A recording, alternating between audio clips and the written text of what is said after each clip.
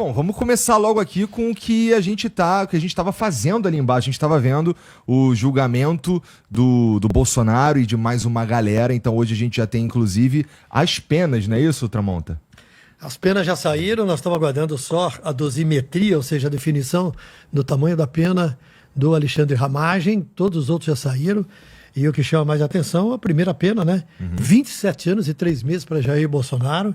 Depois tem os outros, daquele grupo que estava sendo julgado desde o começo da semana. O general Braga Neto tomou 26 anos. Anderson Torres, 24 anos. Almir Garnier, o ex-ministro da Marinha, 24 anos. Nossa. Augusto Heleno, general, 21 anos. Né?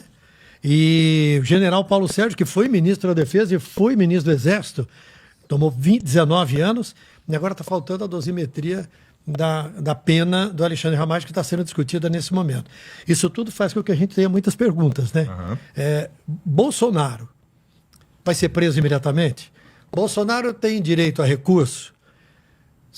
Quando ele for preso, se for preso, para onde ele vai? E quem define para onde vai Bolsonaro?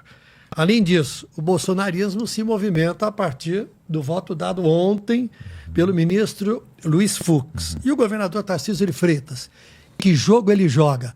Num dia ele abate, no outro dia ele assopra. Num dia ele critica o STF, semana seguinte ele some.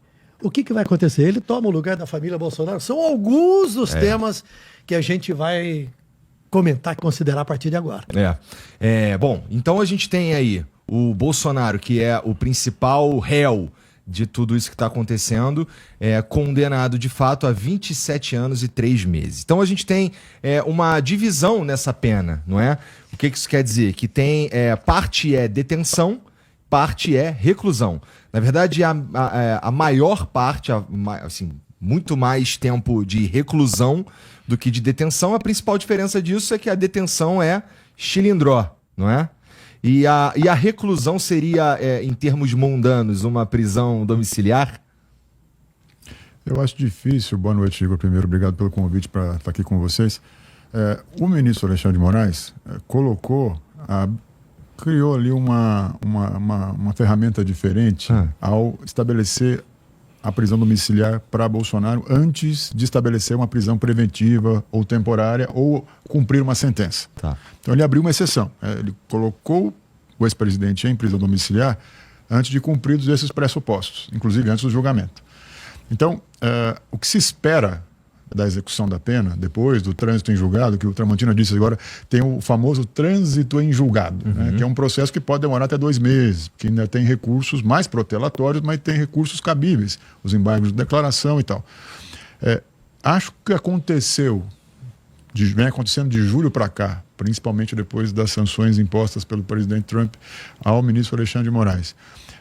O clima no Supremo é de que Bolsonaro foi para domiciliar, mas terá que passar em algum momento por um encarceramento, até simbolicamente pelo tamanho da pena. E depois ele pode, respeitando a defesa que está apontando razões médicas, voltar para o domiciliar. Isso é o que se ouve em Brasília. As posições do ministro Alexandre de Moraes no encerramento de hoje, pelo menos na fase de encerramento ali já estipulando as penas, me parecem muito evidentes nesse sentido, né? Ele fez uma defesa muito contundente do papel do Supremo e na competência do Supremo para estipular essas penas, na culpabilidade dos réus, um por um. Ele fez essa dosimetria, não é fruto de uma conta aleatória, tem ali as suas razões, e me parece que existe até um apetite, digamos assim, do Supremo em fazer com que o ex-presidente passe por um encarceramento, mesmo que não seja durante um longo tempo, porque tem questões de saúde que tem que ser levadas em consideração. Sim. Então, acho que a resposta para a tua pergunta é essa. É bem provável que ele passe por algum tipo de encarceramento, a se discutir se numa prisão especial, se numa sala especial da PF, ou se mesmo numa penitenciária comum, como a Papuda. Mas é bastante provável que ele volte rapidamente para a prisão domiciliar por conta das condições de saúde. A pena de reclusão, a pena de regime fechado para o Bolsonaro foi de 2 anos e 6 meses. Né? Agora aí, vamos avançar um pouquinho mais. Né? Os advogados de defesa não terão como entrar com embargos infringentes, porque só teve um ministro que divergiu, que foi Fux. Então foram 4 votos a 1. Né? Se fossem 3-2, os advogados poderiam entrar com um recurso chamado embargo infringente. Não vai ter direito a isso. Mas eles terão direito aos embargos declaratórios. Como você disse, muitas vezes é mais protelação, porque é para protelar, para empurrar um pouco mais isso até que esgote-se isso, ganhe-se um tempo, né? Mas é depois, importante, porque assim, o embargo da declaração é um embargo que é julgado pela própria turma. Então ele não exige que o plenário seja convocado, como o caso dos embargos infringentes.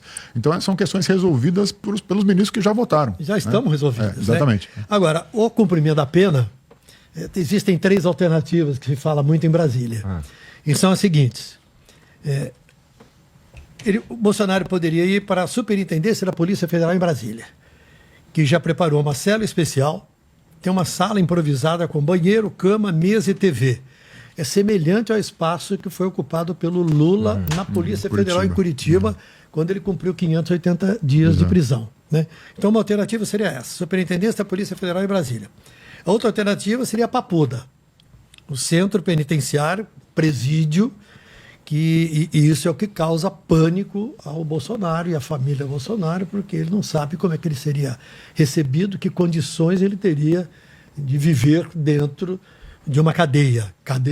Sim. Né? E ele, inclusive, quando ele veio no Flow aqui há uns meses atrás, ele disse que temia pela própria vida caso fosse encarcerado. Né? A terceira alternativa é ir para um quartel de exército por ser um capitão reformado. Bom, aí tem um outro problema. A cúpula do Exército não quer.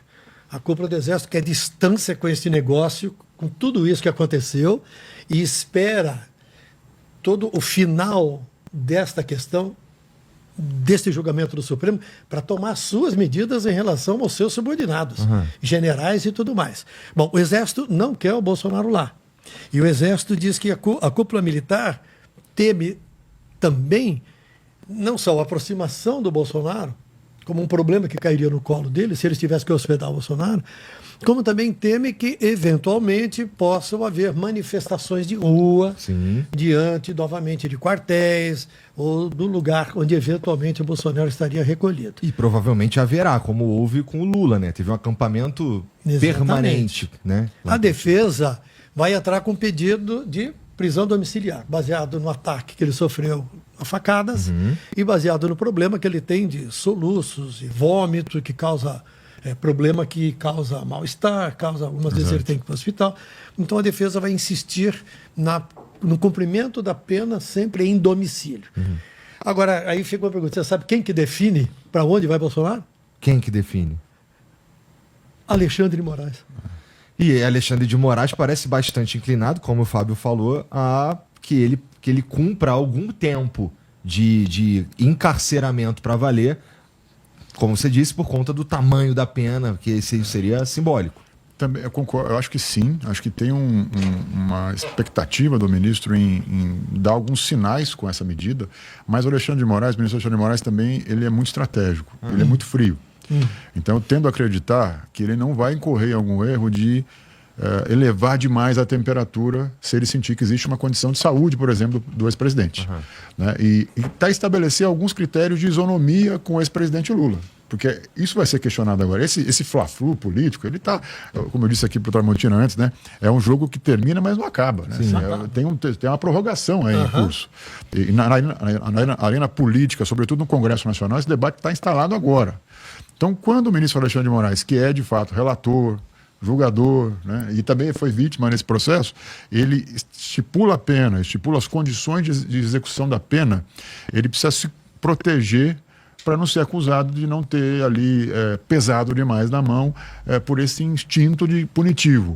Então eu acho que ele é calculista o suficiente para dar alguns recados, passar uma mensagem assim, simbólica muito forte de encarceramento em algum momento, mas depois acolher um pouco esses pedidos da defesa para mostrar que no ponto de vista dos direitos humanos, enfim, e do cuidado na execução da pena, para que ela seja de fato cumprida, não venha ali um pedido de revisão muito rápido, que alguns preceitos ali de segurança do réu, agora condenado, né, sejam tomados nesse processo que confesso, que é mais delicado até do que da pena. Né? A dosimetria, você disse aí, mas as contas eram mais ou menos sabidas, que seria algo em torno dos 30 anos. Agora, como será o cumprimento dessa pena para um personagem como Jair Bolsonaro, com a capacidade de mobilização de ruas que ele tem, com os problemas de saúde que ele tem e com os questionamentos que a sua defesa colocou para o julgamento, me parece crucial para Alexandre de Moraes conduzir esse processo com alguma margem de cuidado para que ele não provoque uma comoção social muito intensa e que ele, enfim, não crie outros problemas, né? Também. Por conta dessa comoção social. E ele possa, inclusive, dialogar com esse movimento de anistia que tem no Congresso. Porque, a depender da dose, né, você pode provocar demais a oposição e levar um clima de conflagrado politicamente para o Congresso, que eu acho que não é interesse do Supremo hoje, já que existe um embate contratado, né? Está acontecendo.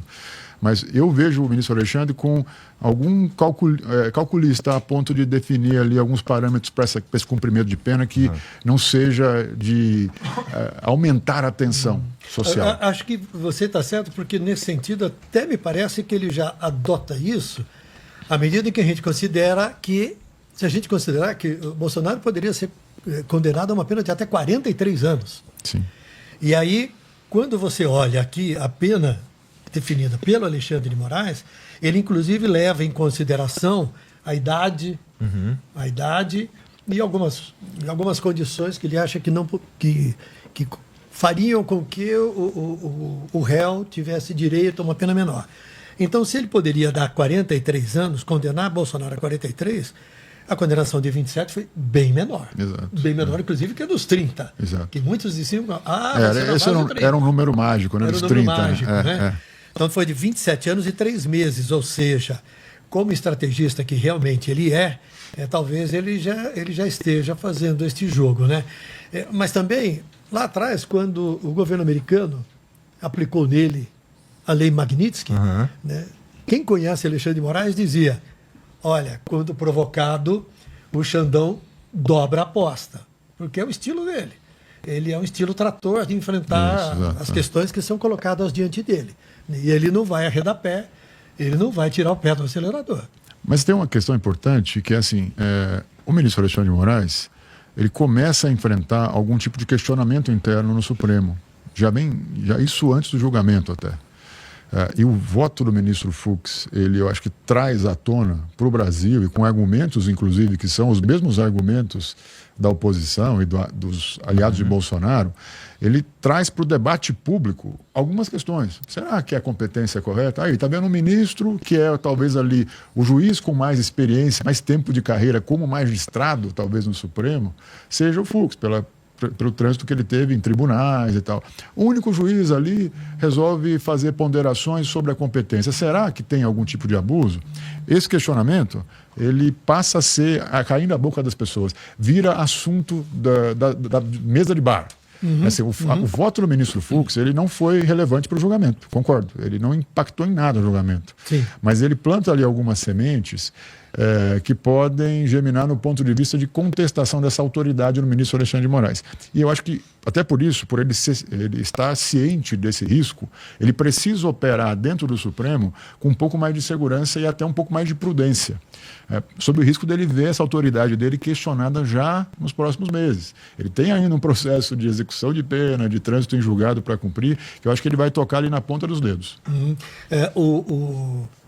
O Alexandre de Moraes, ou melhor, o ministro Luiz Fux, na sua manifestação ontem, né, que foi gigantesca. 13 horas, né? 13 ao todo, incluindo os intervalos, né, foi 9 horas e tanto. Tá. Né? Imagina falar 9 horas e tanto sem parar. Pois é, 400 páginas. Aliás, hoje no julgamento, quando estava começando, a ministra Carmen Lúcia falou assim, o meu julgamento... A minha sentença tem 393 páginas. Todo mundo arrepiou. Né? Ela falou, mas calma, eu vou ler apenas um resumo. E esse resumo foi de 2 horas e 10 minutos e todo mundo respirou aliviado. Mas o ministro Luiz Fux, com a manifestação dele de ontem, ele fez o trabalho que os advogados de defesa não fizeram. Ah, é verdade. Não fizeram. Ele entregou para a defesa plenas condições de argumentação e bases legais para contestar e para apresentar suas alegações e seus recursos. Foi um voto que surpreendeu, inclusive, o núcleo duro de defesa do presidente Bolsonaro. Assim, as pessoas eles não esperavam, comemoraram como se fosse um gol do Brasil em Copa do Mundo.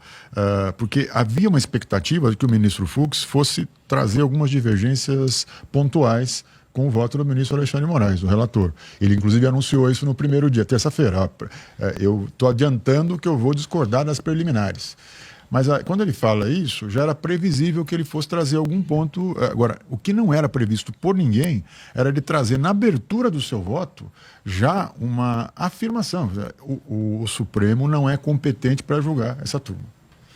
E aí eu acho que ele surpreendeu os ministros que estavam lá, a defesa de Bolsonaro, e ele criou um debate sobre a forma, porque eu acho que o mérito estava muito encaminhado. Ele sabia, esses 30 anos viriam. Agora, a forma,